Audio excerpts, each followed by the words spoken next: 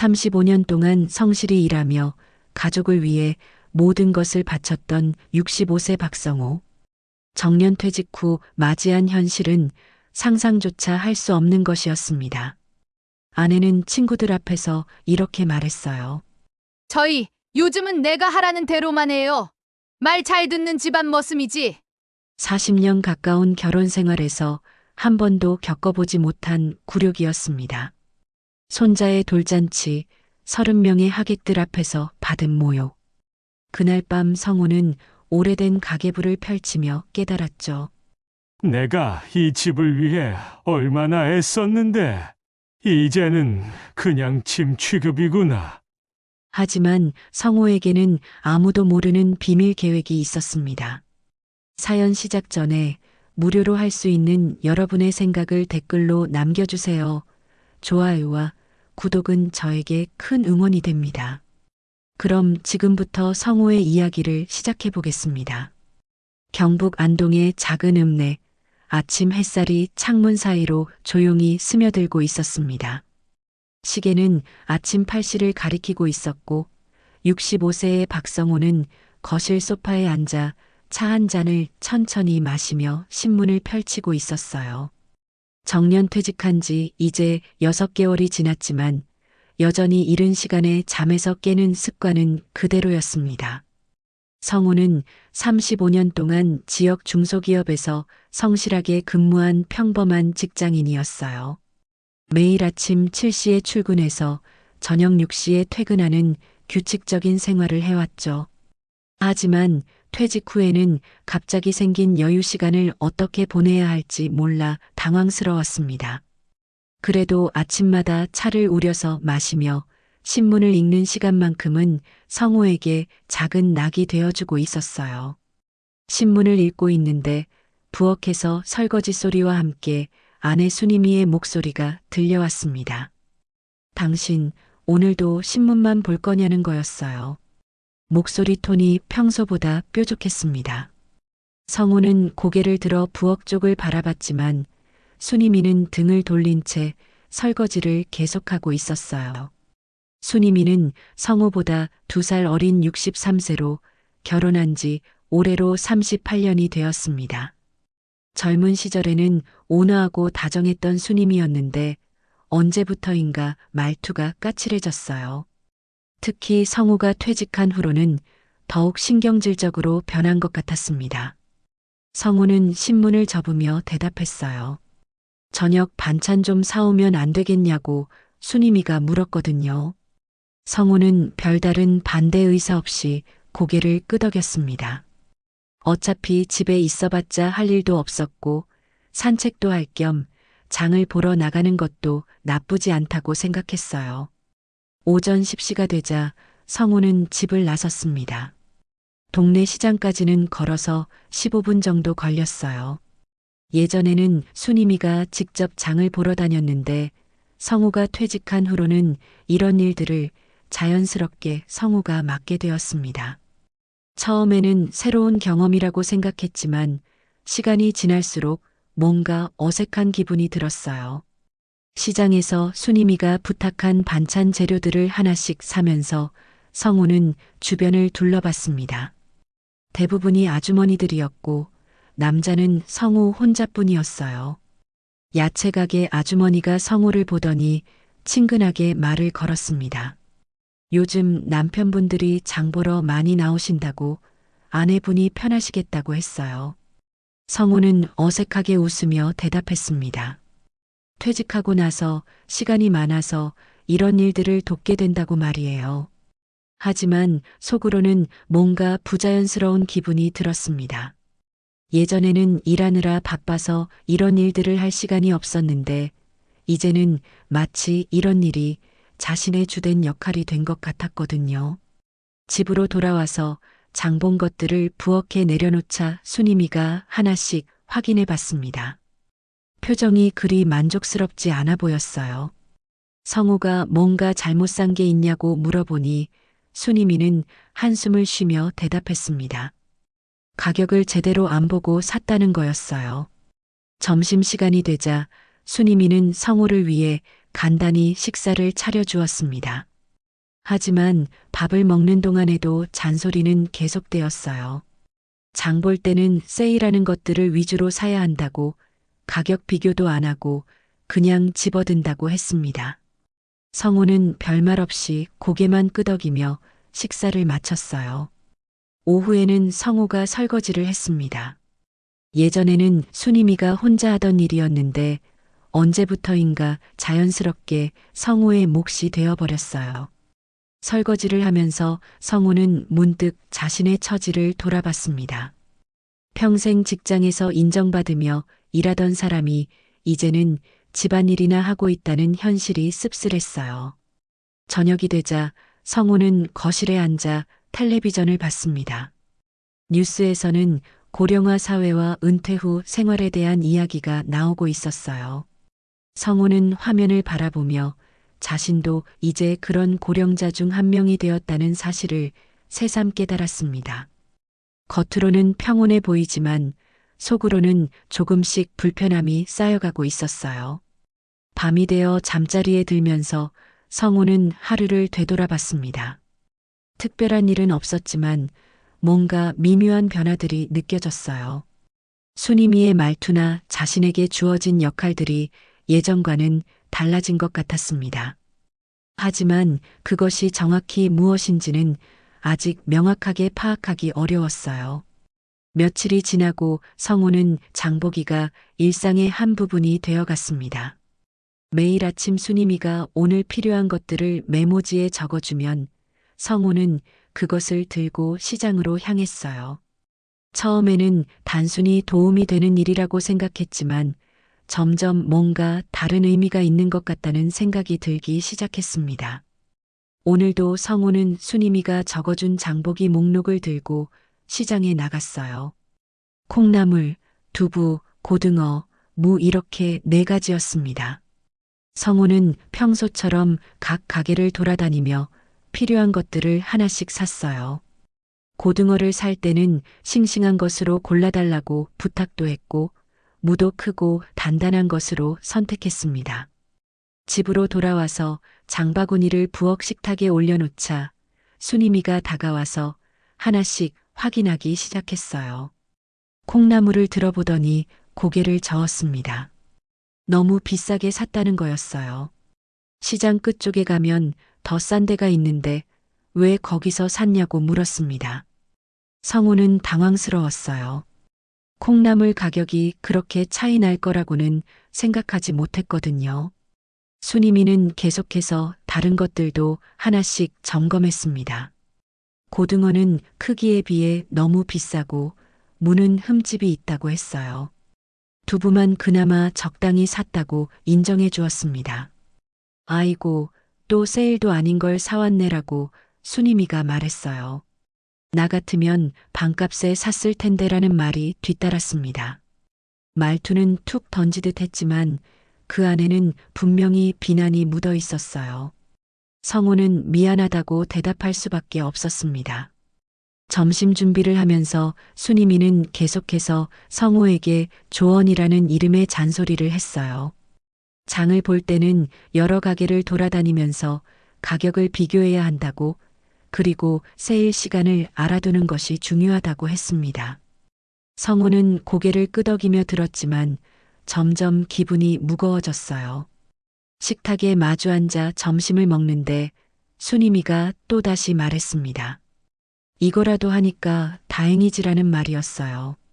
성우는 숟가락을 든 손이 잠깐 멈췄습니다. 그 말이 무슨 뜻인지 정확히는 모르겠지만 왠지 자신을 깎아내리는 것 같은 기분이 들었거든요. 성우는 조용히 물어봤습니다. 무슨 뜻이냐고 말이에요. 순임이는 별것 아니라는 듯이 대답했습니다. 퇴직하고 나서 집에서 이런 일들이라도 하니까 다행이라는 거였어요.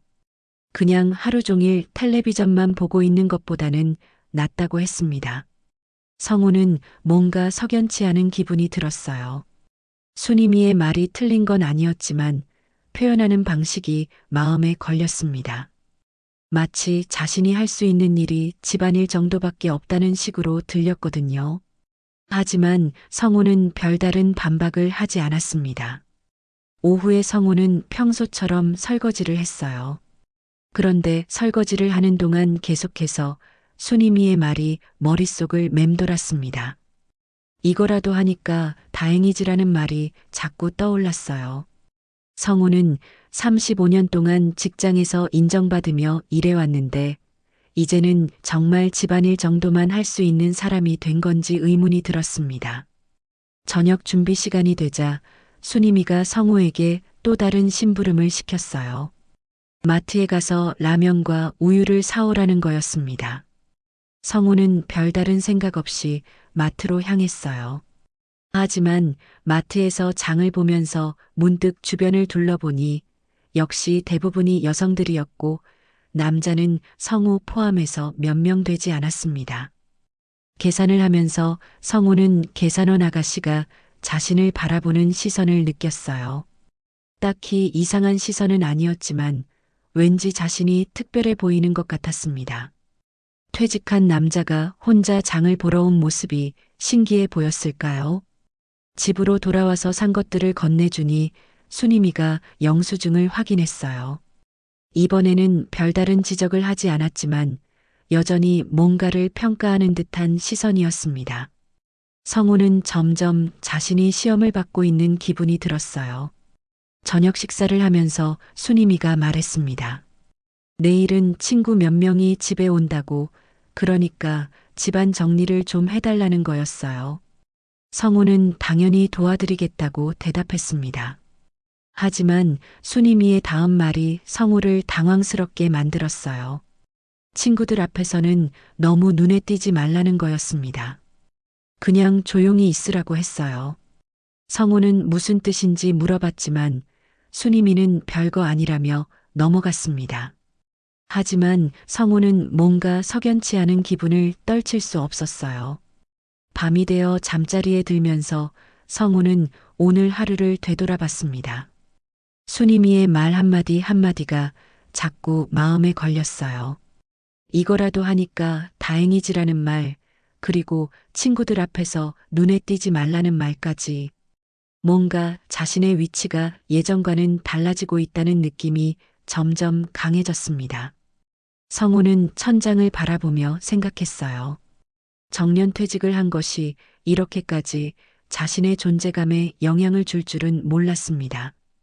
겉으로는 평온해 보이지만 속으로는 조금씩 작아지고 있는 자신을 느낄 수 있었어요. 하지만 아직은 이것이 일시적인 현상일 거라고 생각하며 잠에 들었습니다. 다음 날 오전 순이미가 예고했던 친구들이 집에 찾아왔습니다. 모두 순이미와 비슷한 나이의 아주머니들로 총 4명이었어요. 성우는 미리 거실을 깨끗이 치우고 과일까지 준비해 두었습니다. 순이미가 친구들을 맞이하는 동안 성우는 부엌에서 차를 우리고 있었어요. 친구들이 모두 도착하자 거실에서 웃음소리가 들려왔습니다. 성우는 차를 준비해서 거실로 가져갔어요. 4명의 아주머니들이 소파에 둘러앉아 이런저런 이야기를 나누고 있었습니다. 성우가 차를 내려놓자 순이미가 말했어요. 여보, 얼른 주전자 좀 가져다 달라는 거였습니다. 성우는 별다른 생각 없이 부엌으로 가서 주전자를 가져왔어요. 하지만 순이미의 말투가 평소와 달랐습니다. 친구들 앞에서는 더욱 명령조였고 뭔가 성우를 아래로 보는 듯한 느낌이 들었어요. 차를 다 나눠주고 성우가 자리를 뜨려고 하는데 순이미가 친구들에게 말했습니다. 저 사람 요즘은 집안일만 해오라고 했어요. 은퇴하고는 할 줄 아는 게 없으니까라는 말이 뒤따랐습니다. 친구들은 농담처럼 받아들이며 웃었지만 성우의 가슴은 철렁 내려앉았어요. 성우는 어색한 미소를 지으며 서재로 향했습니다. 하지만 문을 닫아도 거실에서 들려오는 이야기 소리는 계속 들렸어요. 순이미가 성우에 대해 이야기하고 있는 것 같았습니다. 정확한 내용은 들리지 않았지만 중간중간 웃음소리가 섞여 있어서 성우는 더욱 불편했어요. 1시간쯤 지나자 순임이가 성호를 불렀습니다. 과일을 더 가져다 달라는 거였어요. 성호는 부엌에서 사과와 배를 깎아서 접시에 담았습니다. 거실로 가져다 주는데 친구들이 성호를 보며 수군거리는 소리가 들렸어요. 접시를 내려놓고 성호가 다시 나가려고 하는데 순임이의 친구 중 한 명이 말했습니다. 성호 씨, 요즘 많이 도와주시나 보네요 라고 했어요. 성호는 당연한 일이라고 대답했지만 그 친구의 표정에서는 묘한 동정 어린 시선을 느낄 수 있었습니다. 순임이가 또다시 입을 열었어요. 저희 퇴직하고 나서는 정말 할 일이 없어서 이런 것들이나 하고 있다고 했습니다. 그러면서 웃으며 덧붙였어요. 그래도 집에서 빈둥거리는 것보다는 낫죠라고 말이에요. 친구들은 또 한 번 웃었지만 성호는 얼굴이 달아오르는 것을 느꼈습니다. 성호는 더 이상 그 자리에 있을 수 없어서 서재로 돌아왔어요. 문을 닫고 의자에 앉았지만 마음이 편하지 않았습니다. 순임이가 친구들 앞에서 자신을 그렇게 표현하다니 정말 예상하지 못한 일이었어요. 마치 자신이 쓸모없는 존재인 것처럼 말하는 것 같았습니다. 점심시간이 되자 순임이가 성호에게 라면을 끓여달라고 했어요. 친구들과 함께 먹을 거라고 했습니다. 성호는 부엌에서 라면을 5인분 끓였어요. 하지만 거실에서는 성호를 위한 자리를 마련해주지 않았습니다. 성호는 부엌에서 혼자 라면을 먹어야 했어요. 거실에서는 여전히 친구들의 수다가 계속되고 있었습니다. 때때로 성호에 대한 이야기가 나오는 것 같았어요. 웃음소리가 들릴 때마다 성호는 자신이 웃음거리가 되고 있는 건 아닌지 의심스러웠습니다.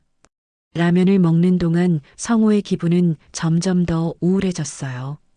오후가 되자 친구들이 하나둘씩 집으로 돌아갔습니다. 성호는 거실을 정리하면서 순임이에게 물어봤어요. 왜 친구들 앞에서 그런 식으로 말했냐고 했습니다. 하지만 순임이는 별것 아니라는 듯이 대답했어요. 그냥 농담이었다고 너무 심각하게 받아들이지 말라고 했습니다. 성호는 농담이라고 하기에는 너무 기분이 나빴다고 말했어요. 하지만 순임이는 오히려 성호에게 화를 냈습니다. 요즘 너무 예민해졌다고 그런 것 가지고 뭘 그러냐고 했어요. 성호는 더 이상 말을 이어가기 어려웠습니다. 저녁 준비를 하면서 성호는 계속 오늘 있었던 일을 생각했어요. 순임이가 친구들 앞에서 자신을 소개하는 방식이 너무 충격적이었습니다. 은퇴하고는 할 줄 아는 게 없다거나 집안일이나 하고 있다는 말들이 계속 머릿속을 맴돌았어요. 성호는 문득 자신의 처지를 객관적으로 바라보게 되었습니다. 정말로 자신이 지금 하고 있는 일들이 그 정도 수준밖에 안 되는 건지 아니면 순임이가 과장해서 말한 건지 판단하기 어려웠어요. 하지만 분명한 건 자신에 대한 순임이의 시각이 예전과는 완전히 달라졌다는 것이었습니다. 밤이 되어 잠자리에 들면서 성호는 오늘 하루를 되돌아봤어요. 친구들의 동정 어린 시선, 순임이의 차가운 말투, 그리고 자신이 느낀 수치심까지 모든 것이 성호에게는 새로운 경험이었습니다. 35년 동안 직장에서 인정받으며 살아온 사람이 이렇게 무시받을 줄은 꿈에도 생각하지 못했거든요. 성호는 이제 뭔가 변화가 필요하다는 생각이 들기 시작했어요. 이대로 계속 순임이의 눈치를 보며 살 수는 없다는 것을 깨달았습니다. 하지만 구체적으로 어떻게 해야 할지는 아직 모르겠었어요. 다만 분명한 건 지금의 상황이 정상적이지 않다는 것이었습니다. 잠들기 전 성호는 마지막으로 생각했어요. 내일부터는 조금씩이라도 변화를 시도해 봐야겠다고 말이에요. 더 이상 이런 식으로 무시당하며 살 수는 없었습니다. 성호의 마음속에는 처음으로 작은 반항심이 싹트기 시작했어요. 일주일이 지나고 성호는 순임이의 태도가 더욱 노골적으로 변했다는 것을 느꼈습니다. 아침에 일어나면 이미 순이미는 성우를 위한 아침 식사를 준비해 두지 않았어요. 대신 냉장고에 있는 반찬들을 알아서 꺼내서 먹으라고 했습니다. 예전에는 따뜻한 국물이라도 끓여주곤 했는데 이제는 그마저도 사라졌어요. 오늘은 큰아들 민수의 아내인 며느리 영희가 아이들과 함께 집에 찾아오는 날이었습니다. 성우는 손자, 손녀들을 만날 생각에 기분이 좋았어요. 평소에 자주 보지 못했던 터라 더욱 기대가 되었습니다. 순이미도 며느리가 온다고 하니 아침부터 분주하게 음식 준비를 시작했어요. 성우가 도와드리겠다고 하자 순이미는 거절했습니다. 대신 거실 청소나 하라고 했어요. 성우는 진공 청소기를 꺼내서 거실을 깨끗하게 치웠습니다. 그리고 손자, 손녀들이 좋아할 만한 과자와 음료수도 미리 준비해 두었어요. 오후 2시쯤 영희가 아이들과 함께 도착했습니다. 초등학교 2학년인 손자 준호와 5살인 손녀 지민이었어요. 성우는 반갑게 맞이했지만 아이들의 반응은 예전과 달랐습니다. 할아버지라고 인사는 했지만 그뿐이었고 곧바로 각자 스마트폰과 태블릿에 집중했어요. 영희는 순이미와 함께 부엌에서 이야기를 나누기 시작했습니다. 성우는 거실에서 아이들과 시간을 보내려고 했지만 아이들은 게임에만 열중하고 있어서 대화가 쉽지 않았어요. 성우가 말을 걸어도 대충 대답하고는 다시 화면에 집중했습니다. 점심시간이 되자 순이미가 정성스럽게 준비한 음식들이 식탁에 올려졌어요. 갈비찜, 잡채, 나물 반찬들까지 정말 푸짐한 상차림이었습니다. 하지만 성우가 식탁에 앉으려고 하자 순이미가 말했어요. 아버님은 요즘 집에서 텔레비전만 보시지 뭐라고 했습니다. 영희는 어색하게 웃으며 시어머니의 말에 맞장구를 쳤어요. 성우는 당황스러웠지만 아무 말도 할 수 없었습니다. 며느리 앞에서 괜한 실랑이를 벌이고 싶지 않았거든요. 순이미는 계속해서 말했습니다. 집안일은 내가 다 하고 저 사람은 그냥 있기만 한다고 했어요. 성우는 부엌에서 따로 식사를 해야 했습니다. 가족들이 모인 자리에서 혼자 떨어져 있으니 기분이 매우 착잡했어요. 식사를 하는 동안 식탁에서는 즐거운 대화 소리가 들려왔습니다. 순이미와 영희가 아이들과 함께 웃으며 이야기하는 소리였어요. 식사를 마친 후 성우가 설거지를 하려고 하자 순이미가 며느리에게 말했습니다. 요즘은 저희가 설거지를 다 해요라고 했어요. 그러면서 웃으며 덧붙였습니다. 집안일은 내가 하라는 대로만 하니까 편하다고 말이에요. 영희는 어색하게 웃었지만 성우는 그 웃음 속에서 동정을 느낄 수 있었습니다. 설거지를 하는 동안 성우의 손이 자꾸 떨렸어요. 며느리 앞에서 이렇게 초라한 모습을 보이고 있다는 사실이 부끄러웠습니다. 예전에는 가족의 가장으로서 존경받았는데 이제는 집안일이나 하는 사람으로 취급받고 있었어요. 젖은 그릇이 손에서 미끄러질 뻔했지만 간신히 붙잡았습니다. 오후가 되자 영희가 아이들과 함께 돌아갈 준비를 했어요. 순이미는 영희에게 반찬을 싸주면서 또다시 성우에 대해 이야기했습니다. 아버님이 요즘은 정말 말 잘 듣는다고 시키는 일은 다 한다고 했어요. 영희는 고개를 끄덕이며 들었지만 표정이 그리 편해 보이지는 않았습니다. 아이들이 떠나고 나서 집은 다시 조용해졌어요. 성우는 거실을 정리하면서 오늘 있었던 일들을 되돌아봤습니다. 며느리 앞에서 받은 모욕감이 아직도 가슴 깊이 남아 있었어요. 속으로 중얼거렸습니다. 내가 왜 이렇게 초라해진 걸까라고 말이에요. 저녁 준비 시간이 되자 순이미가 성우에게 마트에 다녀오라고 했어요. 우유와 식빵을 사오라는 거였습니다. 성우는 평소처럼 마트로 향했지만 발걸음이 무거웠어요. 오늘 하루 종일 받은 상처들이 마음을 짓누르고 있었습니다. 마트에서 장을 보면서 성우는 문득 거울에 비친 자신의 모습을 보게 되었어요. 어깨가 축 처진 채로 장바구니를 들고 있는 모습이 정말 초라해 보였습니다. 예전에는 당당하게 걸어 다녔는데 언제부터인가 이렇게 위축된 모습이 되어버린 걸까요? 집으로 돌아와서 산 것들을 순임이에게 건네주었어요. 이번에는 별다른 지적을 하지 않았지만 여전히 평가하는 듯한 시선이었습니다. 성우는 점점 자신이 평가받는 위치에 있다는 것을 실감하게 되었어요. 저녁 식사를 하면서 순임이가 말했습니다. 오늘 영희가 시아버지가 많이 도와주신다고 칭찬했다는 거예요. 하지만 그 말을 하는 순임이의 표정에서는 칭찬보다는 비웃음이 느껴졌습니다. 마치 성우가 집안일밖에 할 줄 모르는 사람이라는 뜻으로 들렸어요. 성우는 더 이상 참을 수 없어서 조용히 말했습니다. 왜 자꾸 나를 그런 식으로 말하냐고 물었어요. 하지만 순임이는 또다시 농담이라며 넘어가려고 했습니다. 너무 예민하게 받아들인다고 그런 것 가지고 뭘 그러냐고 했어요.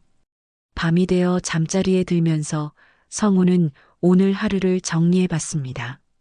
며느리 앞에서 받은 굴욕감, 아이들의 무관심, 그리고 순임이의 계속되는 무시까지 모든 것이 성우의 자존심에 상처를 주었어요. 성우는 더 이상 이런 식으로 살 수는 없다는 것을 절실히 느꼈습니다. 성우는 침대에 누워 천장을 바라보며 생각했어요. 내가 이 집에서 무슨 존재인가, 남편이 아니라 심부름꾼이지라는 생각이 들었습니다. 이제는 정말로 변화가 필요한 시점이라는 것을 깨달았어요. 하지만 구체적으로 어떻게 해야 할지는 여전히 막막했습니다. 한 달 후, 큰아들 민수의 첫째 아들인 준호의 돌잔치가 열렸습니다. 아니, 정확히는 준호가 아니라 민수의 둘째 아들 성민이의 돌잔치였어요. 성우는 손자의 돌잔치라고 하니 마음이 설렜습니다. 오랜만에 온 가족이 모이는 자리이기도 했고 친척들도 많이 올 예정이었거든요. 돌잔치는 동네 식당을 빌려서 열기로 했어요.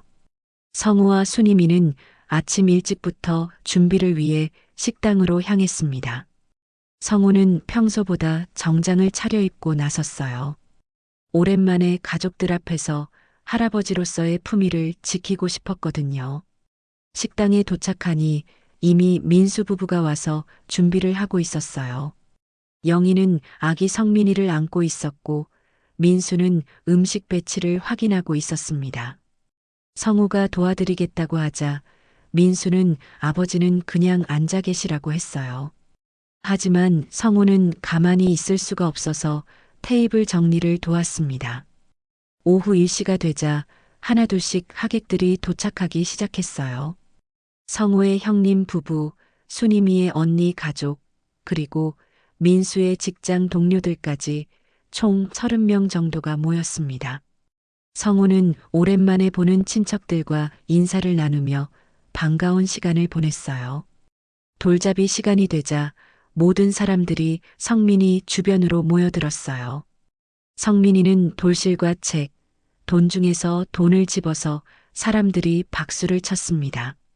성우도 손자가 건강하게 자라는 모습을 보니 마음이 뿌듯했어요. 하지만 그 기쁨도 잠시였습니다. 식사가 시작되고 사람들이 자리에 앉아 순임이가 마이크를 잡았어요.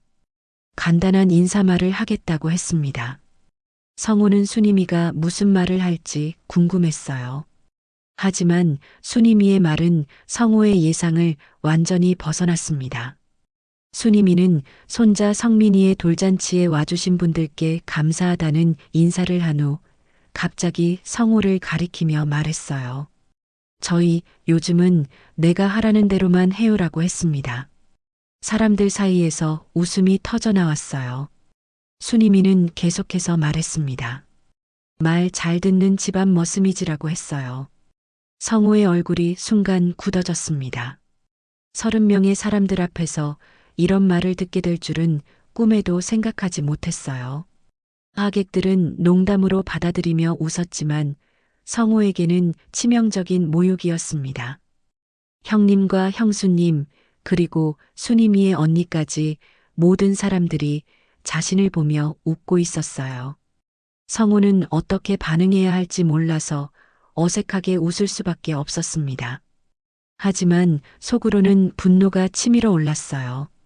손자의 돌잔치라는 기쁜 자리에서 이런 굴욕을 당하게 될 줄은 정말 몰랐습니다. 가슴이 답답해서 숨쉬기조차 어려웠어요. 식사가 진행되는 동안 성우는 제대로 음식을 먹을 수가 없었습니다. 주변 사람들의 시선이 자꾸 신경 쓰였거든요. 혹시 자신을 불쌍하게 보는 건 아닌지, 아니면 정말로 순임이 말처럼 생각하는 건 아닌지 의심스러웠어요. 형님이 성호에게 다가와서 말을 걸었습니다. 요즘 어떻게 지내냐고 물어봤어요. 성호는 별일 없이 잘 지낸다고 대답했지만 형님의 표정에서는 걱정이 엿보였습니다. 형님도 방금 전 순임이의 말을 들었기 때문에 성호의 상황을 어느 정도 눈치챈 것 같았어요. 돌잔치가 끝나고 집으로 돌아오는 길에 성호는 순임이에게 말했습니다. 왜 그렇게까지 말해야 했냐고 조용히 물어봤어요. 많은 사람들 앞에서 자신을 그런 식으로 소개하는 것이 너무 상처가 된다고 했습니다. 하지만 순임이의 반응은 차가웠어요. 그게 뭐 어때서냐고 되물었습니다. 농담이잖아라고 하면서 성호가 너무 예민하게 반응한다고 했어요. 오히려 성호를 향해 화를 내기 시작했습니다. 그런 것 가지고 뭘 그러냐며 목소리를 높였어요. 성호는 더 이상 말을 이어갈 수 없었습니다. 순임이에게는 정말로 농담일지 모르지만 성호에게는 견딜 수 없는 모욕이었거든요. 특히 많은 친척들과 지인들 앞에서 당한 굴욕은 쉽게 잊어버릴 수 있는 것이 아니었어요. 집에 도착해서도 성호의 기분은 나아지지 않았습니다. 손자의 돌잔치라는 기쁜 날이 자신에게는 최악의 하루가 되어버렸어요. 성호는 혼자 서재에 앉아서 오늘 있었던 일을 되돌아봤습니다.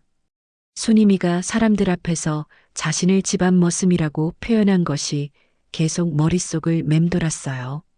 저녁 식사 시간이 되었지만 성호는 식욕이 없었습니다. 순임이가 밥을 차려놓고 불렀지만 성호는 배가 고프지 않다고 대답했어요. 사실은 순임이와 마주 앉아 식사를 하고 싶지 않았습니다. 오늘 일로 인해 순임이에 대한 마음이 완전히 변해버렸거든요. 밤이 깊어가도 성호는 잠이 오지 않았습니다. 침대에 누워서 천장을 바라보며 오늘 하루를 정리해봤어요. 30명의 사람들 앞에서 받은 굴욕감은 쉽게 지워지지 않을 것 같았습니다. 특히 형님과 친척들이 자신을 어떻게 생각할지가 걱정되었어요. 성호는 마침내 결심했습니다. 더 이상 이런 식으로 살 수는 없다고 말이에요. 순임이가 농담이라고 하지만 성호에게는 농담으로 받아들일 수 없는 수준이었습니다. 자신의 존재감과 자존심을 지키기 위해서는 뭔가 행동을 취해야 한다고 생각했어요. 성호는 옆에서 잠들어 있는 순임이를 바라봤습니다. 40년 가까이 함께 살아온 아내였지만 이제는 완전히 다른 사람처럼 느껴졌어요. 언제부터 이렇게 변한 건지 아니면 원래 이런 사람이었는데 자신이 몰랐던 건지 알 수 없었습니다. 새벽이 되어서야 성호는 잠들 수 있었어요. 하지만 꿈속에서도 오늘의 굴욕이 계속 반복되었습니다. 사람들의 웃음소리와 순임이의 말이 계속해서 들려왔어요. 성호는 꿈속에서도 괴로워하며 뒤척였습니다. 돌잔치가 끝난 후 며칠 동안 성호는 깊은 우울감에 빠져 있었습니다. 아침에 일어나도 기운이 나지 않았고 평소보다 말수도 현저히 줄어들었어요. 순임이는 성호의 변화를 눈치챘지만 별다른 관심을 보이지 않았습니다. 오히려 더 조용해져서 좋다는 식으로 반응했어요. 어느 날 밤 성호는 잠이 오지 않아 거실로 나왔습니다. 모든 식구들이 잠든 고요한 시간이었어요. 성호는 서재에서 오래된 가계부를 꺼내와 거실 테이블에 펼쳐 놓았습니다. 작은 스탠드 불빛 아래에서 지난 40년간의 기록들을 하나씩 들여다보기 시작했어요. 첫 페이지부터 천천히 넘겨가며 성우는 자신의 인생을 되돌아봤습니다. 신입사원 시절 첫 월급 32만 원부터 시작해서 결혼 후 순임이와 함께 모은 목돈들, 아이들이 태어나고 자라면서 들어간 각종 비용들까지 모든 것이 빼곡히 기록되어 있었어요. 민수가 중학교에 입학할 때 교복비와 학용품비로 쓴 돈, 고등학교 때 과외비, 대학교 등록금과 생활비까지 성우는 큰아들을 위해 얼마나 많은 돈을 썼는지 새삼 깨달았습니다. 밤늦게까지 야근을 하고 주말에도 부업을 해가며 모은 돈들이었어요. 둘째 딸 지혜를 위해서도 마찬가지였습니다. 피아노 레슨비, 미술학원비, 대학교 등록금은 물론이고 결혼할 때 준비해준 예단과 혼수까지 성우는 자식들을 위해서라면 자신의 모든 것을 아낌없이 내어주었습니다. 가계부 곳곳에는 자식들을 위한 지출 내역들로 가득했어요. 집을 마련할 때도 마찬가지였습니다. 신혼 초기에는 작은 원룸에서 시작해서 전세로 옮기고 마침내 지금의 아파트를 구입하기까지 20년 동안 매달 빠짐없이 대출금을 갚아나간 기록들이 정성스럽게 적혀 있었어요. 성우는 가족을 위해 얼마나 치열하게 살아왔는지 새삼 느꼈습니다. 성우는 가계부의 마지막 페이지를 펼쳤어요. 퇴직금 정산 내역과 연금 수령 계획까지 차근차근 정리되어 있었습니다. 35년 동안 성실히 일한 결과물들이었죠. 하지만 지금의 현실은 어땠나요? 그 모든 노력과 헌신에도 불구하고 성우는 집안에서 무시받고 있었어요. 성우는 속으로 중얼거렸습니다. 내가 이 집을 위해 얼마나 애썼는데 이제는 그냥 짐 취급이구나라고 말이에요. 순임이가 사람들 앞에서 집안 머슴이라고 표현했던 말이 다시 떠올랐습니다. 40년 가까이 가족을 위해 희생했던 세월이 한순간에 무너지는 기분이었어요. 새벽 3시가 넘어서야 성우는 가계부를 덮었습니다. 하지만 잠은 오지 않았어요. 대신 머릿속에서는 지난 세월에 대한 회상과 현재의 상황에 대한 분노가 교차했습니다. 성우는 거실 소파에 앉아 창밖을 바라보며 깊은 생각에 빠졌어요. 그때 문득 떠오른 게 있었습니다. 경로당에서 만났던 김철수 할아버지의 말이었어요. 철수는 성우보다 먼저 은퇴했는데 아내와의 관계가 좋지 않아서 혼자 살고 있다고 했었습니다. 그때 철수가 한 말이 생각났어요. 사는 게 억울하면 남은 인생만큼은 스스로 선택해야 한다고 했거든요. 성우는 그 말의 의미를 이제야 정확히 이해할 수 있었습니다.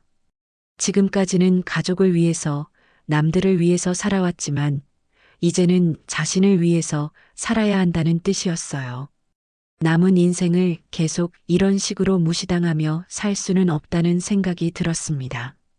성우는 마침내 깨달았어요. 지금의 상황이 일시적인 것이 아니라는 것을 말이에요. 순임이의 태도는 앞으로도 계속될 것이고 오히려 더 심해질 수도 있었습니다. 성우가 참고 견딜수록 순임이는 더욱 당연하게 여길 것이었어요. 새벽 하늘이 조금씩 밝아오기 시작했습니다. 성우는 결심을 굳혔어요. 더 이상 이대로 살 수는 없다고 말이에요. 40년 가까이 함께 살아온 아내였지만 이제는 자신의 존재 가치를 인정받지 못한다면 다른 방법을 생각해 봐야 했습니다. 성우는 구체적인 계획을 세워보기 시작했어요. 먼저 자신의 상황을 객관적으로 파악해야 했습니다. 경제적으로는 독립이 가능한지, 법적으로는 어떤 절차가 필요한지 알아봐야 했어요. 그리고 무엇보다 자신의 마음을 확실히 정리해야 했습니다. 아침이 되자 순임이가 일어나서 부엌으로 향했어요. 성우는 여전히 거실에 앉아 있었습니다. 순이미는 성우가 밤새 거실에 있었다는 것을 눈치챘지만 별다른 관심을 보이지 않았어요. 오히려 일찍 일어나서 신문이나 정리하라고 했습니다. 성우는 조용히 대답했어요. 하지만 속으로는 이미 결심이 서 있었습니다. 남은 인생만큼은 더 이상 눈치 보며 살지 않겠다고 말이에요. 이제 진짜 자신의 인생을 살 때가 되었다고 생각했습니다. 그날부터 성우는 조금씩 변화를 시작했어요. 겉으로는 평소와 별다를 바 없었지만 마음속으로는 새로운 계획을 세워나가고 있었습니다. 순이미는 성우의 내면 변화를 전혀 눈치채지 못했어요. 여전히 성우를 예전처럼 대했습니다. 성우는 이제 확신했습니다. 변화가 필요하다는 것을, 그리고 그 변화는 자신이 만들어가야 한다는 것을 말이에요. 65세, 이제야 진짜 자신의 인생을 시작할 때가 된 것 같았습니다. 성우의 마음속에는 처음으로 희망이라는 작은 불씨가 타오르기 시작했어요. 결심을 굳힌 후 일주일이 지났습니다. 성우는 조용히 정보를 수집하기 시작했어요. 먼저 동네 도서관에 가서 관련 서적들을 찾아봤습니다. 이혼과 재산 분할에 관한 법률 서적부터 노년층의 독립생활에 관한 책까지 필요한 정보들을 차근차근 읽어나갔어요. 성우는 순이미에게 도서관에 간다고 말했습니다. 책을 읽으며 시간을 보내겠다고 했어요. 순이미는 별다른 관심을 보이지 않았습니다. 오히려 집에서 돌아다니지 않아서 좋다는 식으로 반응했어요. 성우는 그런 순이미의 태도를 보며 자신의 결심이 옳다는 것을 다시 한번 확신했습니다. 도서관에서 일주일을 보낸 후 성우는 변호사 사무실을 찾아가기로 했어요. 인터넷으로 검색해서 집 근처에 있는 법무법인을 찾았습니다. 가족법 전문 변호사가 있는 곳이었어요. 성우는 전화로 상담 예약을 잡았습니다. 상담 당일 성우는 평소보다 정장을 차려입고 나섰어요. 순이미에게는 병원에 간다고 했습니다. 건강검진을 받아보겠다고 둘러댔어요. 순이미는 별다른 의심 없이 그러라고 대답했습니다. 성우는 복잡한 기분으로 집을 나섰어요. 변호사 사무실은 깔끔하고 현대적인 분위기였습니다. 접수 직원이 친절하게 안내해 주었고 곧 담당 변호사와 만날 수 있었어요. 변호사는 40대 중반의 여성으로 차분하고 전문적인 인상을 주었습니다. 성우는 긴장한 채로 자신의 상황을 설명하기 시작했어요. 변호사는 성우의 이야기를 주의 깊게 들어주었습니다. 결혼 기간, 재산 상황, 자녀들의 나이와 독립 여부, 그리고 현재의 갈등 상황까지 자세히 질문했어요. 성우는 최대한 객관적으로 상황을 설명하려고 노력했습니다. 감정적인 부분보다는 사실관계에 집중해서 말했어요. 상담이 진행되면서 성우는 자신이 생각했던 것보다 법적으로 유리한 위치에 있다는 것을 알게 되었습니다. 결혼 기간이 길고 재산 형성에 기여한 부분이 명확했거든요. 또한 현재 순이미의 행동들이 정신적 학대에 해당할 수 있다는 변호사의 의견도 들었어요. 변호사는 성우에게 충분히 시간을 갖고 신중하게 결정하라고 조언했습니다. 이혼은 인생의 큰 변화이기 때문에 감정적으로 결정하기보다는 냉정하게 판단해야 한다고 했어요. 하지만 만약 결심이 선다면 법적으로 도움을 줄 수 있다고 확신시켜 주었습니다. 집으로 돌아오는 길에 성우의 마음은 한결 가벼워져 있었어요. 막연한 불안감이 구체적인 계획으로 바뀌었기 때문입니다. 이제 정말로 새로운 인생을 시작할 수 있다는 희망이 생겼어요. 40년 가까이 함께한 결혼 생활을 끝낸다는 것은 쉬운 결정이 아니었지만 더 이상 현재의 상황을 견딜 수는 없었습니다. 그로부터 며칠이 지나고 성우는 마침내 행동에 옮기기로 했어요. 변호사와 함께 필요한 서류들을 준비했습니다. 이혼 조정 신청서와 재산분할 청구서까지 모든 것이 준비되었어요. 성우는 서류들을 들고 집으로 향했습니다. 저녁 식사 시간, 성우는 평소보다 일찍 집에 들어왔어요. 순이미는 부엌에서 저녁 준비를 하고 있었습니다. 성우는 거실에 앉아서 순이미를 기다렸어요. 가슴이 두근거렸지만 이제 돌아갈 수는 없다는 것을 알고 있었습니다. 순이미가 저녁상을 차리고 성우를 불렀어요. 성우는 조용히 식탁에 앉았습니다. 평소와 다름없는 저녁 풍경이었지만 성우에게는 마지막 식사가 될 수도 있었어요. 성우는 밥을 먹으면서도 계속 머릿속으로 할 말을 정리했습니다. 식사를 마친 후 성우는 준비해온 서류를 테이블 위에 내려놓았어요. 순이미는 그것이 무엇인지 궁금해하며 다가왔습니다. 성우는 깊게 숨을 들이쉬고 조용히 말했어요. 당신하고 더는 같이 못 살겠다고, 이제 내 인생을 살겠다고 했습니다. 순이미는 처음에는 성우가 무슨 말을 하는지 이해하지 못했어요. 하지만 서류를 보고 나서야 상황을 파악했습니다. 이혼 조정 신청서라는 글자가 선명하게 적혀 있었거든요. 순이미의 얼굴이 순간 창백해졌어요. 아니, 이 나이에 이혼이라니라고 순이미가 소리쳤습니다. 당신 제정신이냐고 물어봤어요. 하지만 성우의 눈빛은 흔들리지 않았습니다. 오랜 고민과 결심으로 단단해져 있었어요. 성우는 차분하게 대답했습니다. 평생 가족 위해 희생했지만 이제는 자신이 자신의 인생을 살겠다고 했어요. 순이미는 믿을 수 없다는 표정으로 성우를 바라봤습니다. 그리고 화를 내기 시작했어요. 지금까지 누가 집안일을 다 해왔는데, 누가 가정을 지켜왔는데 그런 말을 하냐고 소리쳤습니다. 하지만 성우는 더 이상 그런 말들에 흔들리지 않았어요. 성우는 조용히 말했습니다. 당신이 사람들 앞에서 나를 집안 머슴이라고 부른 것, 매일 무시하고 깎아내린 것들을 더 이상 견딜 수 없다고 했어요. 이제 65세인데 남은 인생을 계속 이런 식으로 살 수는 없다고 했습니다. 순간 방 안의 공기가 얼어붙었어요. 순이미는 할 말을 잃었고 성우는 단호한 표정으로 앉아 있었습니다. 40년 가까운 결혼 생활에서 이런 상황은 처음이었어요. 순이미는 이제야 성우가 정말 심각하다는 것을 깨달았습니다. 성우는 서류를 가리키며 말했어요. 이미 변호사와 상담도 받았고 모든 준비가 끝났다고 했습니다. 평화롭게 헤어지든지 아니면 법정에서 만나든지 순이미가 선택하면 된다고 했어요. 성우의 목소리에는 더 이상 망설임이 없었습니다.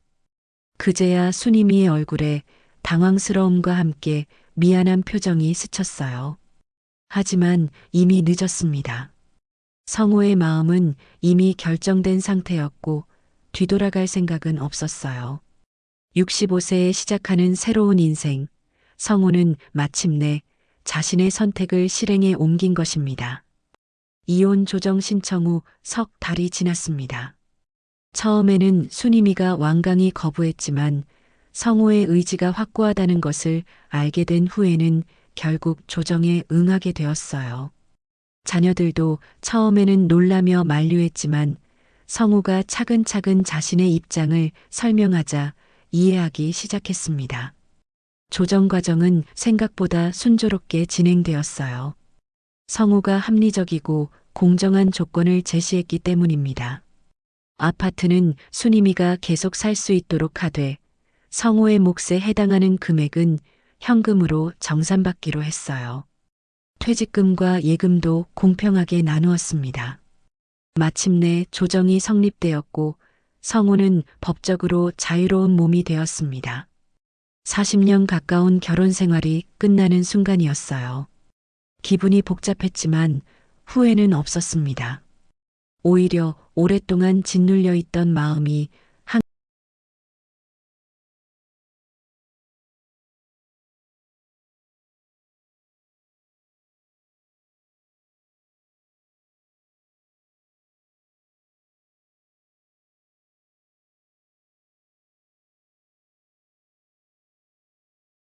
작은 단독주택을 월세로 얻었어요. 마당도 있고 텃밭으로 쓸 수 있는 땅도 조금 있었습니다. 이사하는 날 성우는 최소한의 짐만 챙겼어요. 옷가지와 개인적인 물건들, 그리고 소중한 가계부와 몇 권의 책들이 전부였습니다. 새 출발에는 새로운 것들이 필요하다고 생각했거든요.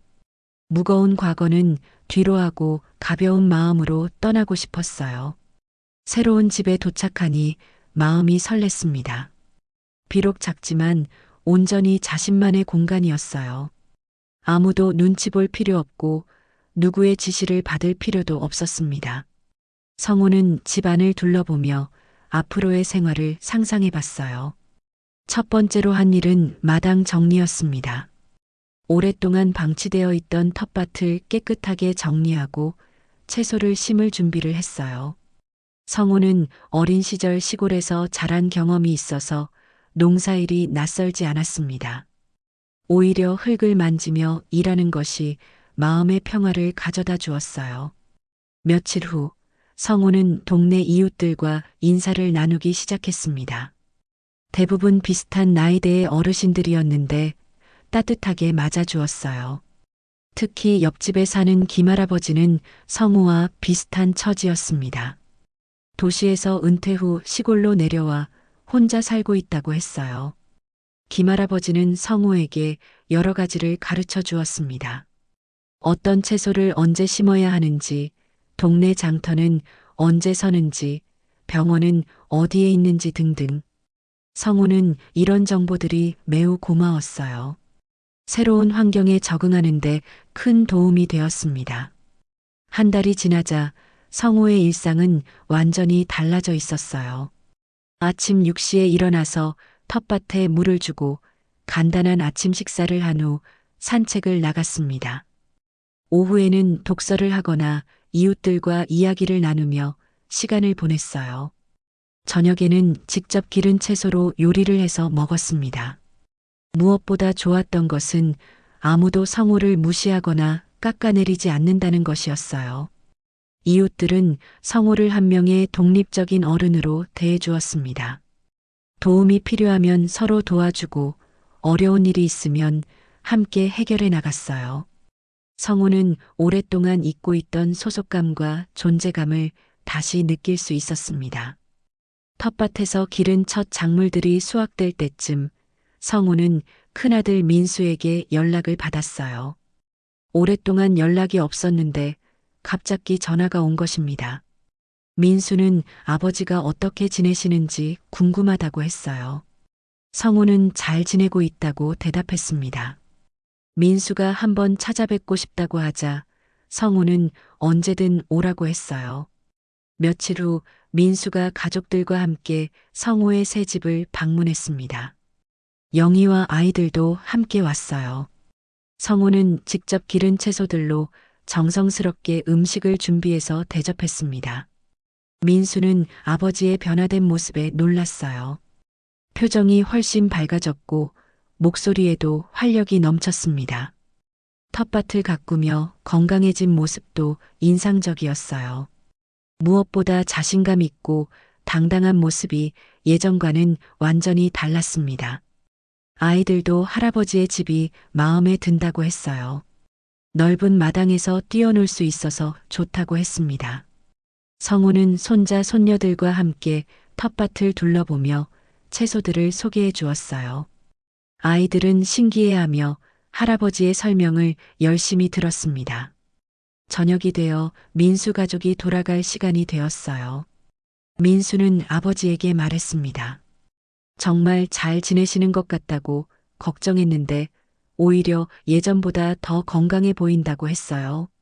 성우는 미소를 지으며 대답했습니다. 이제야 진짜 자신의 인생을 살고 있다고 말이에요. 밤이 되어 혼자 남은 성우는 마당에 나가서 별을 올려다봤습니다. 도시에서는 볼 수 없었던 수많은 별들이 하늘을 가득 메우고 있었어요. 성우는 깊게 숨을 들이마셨습니다. 시골의 맑은 공기와 흙냄새가 폐 깊숙이 스며들었어요. 성우는 속으로 중얼거렸습니다. 눈치 보며 살던 지난 날은 이제 끝났다고 65세에 드디어 진짜 내 인생을 내가 산다고 말이에요. 성우의 얼굴에는 오랫동안 볼 수 없었던 평화로운 미소가 번지고 있었습니다. 새로운 시작, 새로운 희망, 그리고 진정한 자유를 만끽하며 성우는 또 다른 내일을 기다렸어요. 이제 성우에게는 매일이 선물 같았습니다. 아무도 무시하지 않는 곳에서 자신의 속도로, 자신의 방식대로 살아갈 수 있는 새로운 인생이 펼쳐져 있었습니다.